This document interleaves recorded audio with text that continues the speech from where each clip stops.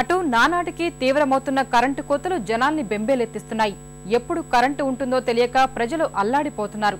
చిరు వ్యాపారుల పరిస్థితి అత్యంత దయనీయంగా మారింది. బేరాలు పోయి ఆదాయం తగ్గి విలవెల్లాడుతున్నారు. కుటుంబాల్ని నెట్టికొచ్చేదెలా అంటూ తలపట్టుకుంటున్నారు.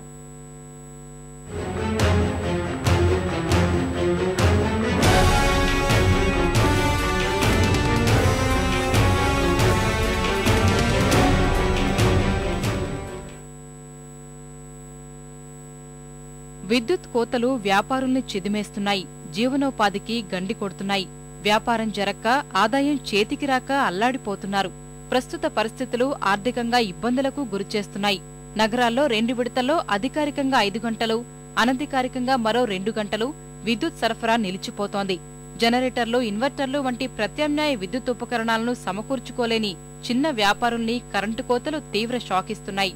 శీతల పానీయాల దుకాణాలు, ఐస్ క్రీం పార్లర్లు, పండ్ల రసాల వ్యాపారులు కరెంటు లేక నిస్సహాయత వ్యక్తం చేస్తున్నారు.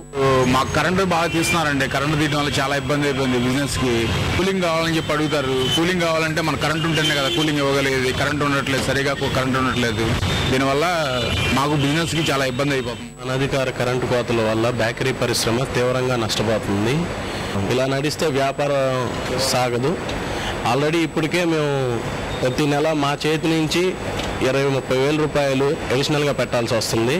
లాభాలనే ఎప్పుడో మర్చిపోయాము. జిరాక్స్ కేంద్రాలు, విద్యుత్తో పనిచేసే కుట్టు మిషన్ల నిర్వాహకుల పరిస్థితి మరీ ఆందోళనకరంగా మారింది. కోతల దెబ్బకు అంతా కకావికలమవుతున్నారు. ఎప్పుడు పోయిద్దో ఎప్పుడు వచ్చిద్దో తెలియట్లేదు. ఈ కరెంట్ ఎప్పుడు వచ్చిద్దా, ఈ గవర్నమెంట్ ఎప్పుడు మారిద్దా అని వెయిట్ చూస్తున్నాం. స్కూల్ యూనిఫామ్ లేదా పిల్లలకి ఆగిపోయినాయి. స్కూల్ స్టార్ట్ అయిపోయినాయి. ఇప్పుడు దాకా ఏ పిల్లలు కూడా స్కూల్ యూనిఫామ్ ఇవ్వలేకపోతున్నాం. కరెంటు కష్టాలు సామాన్యులను కలవరపెడుతున్నాయి. అనధికారిక కోతలతో తీవ్ర ఇబ్బందులు ఎదుర్కొంటున్నారు. రాత్రి 10 గంటల తర్వాత కూడా లోడ్ రిలీఫ్ పేరుతో ఇష్టారీతన విద్యుత్ను నిలిపివేయడం పైన ఆగ్రహం వ్యక్తం చేస్తున్నారు.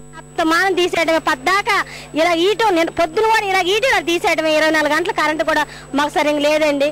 మేము పిల్లలతో ఎంతో బాధపడుతున్నాం. కరెంటు కూడా చాలా ఇబ్బంది పడుతున్నాము. కరెంటు కోత మాకు చాలా ఇబ్బందికరంగా ఉంది. చంటి పిల్లల్ని వేసుకుని కరెంటు పోయినప్పుడల్లా బయటకు వచ్చి రోడ్ల మీద కూర్చోవలసిన అవసరం ఏర్పడుతుంది. ఇబ్బందులు ఉన్నాయి. ఎందుకనంటే 2 గంటలు ఇచ్చిన కరెంటు ఇవాళ 2:30, 5 గంటలు తీశాడు.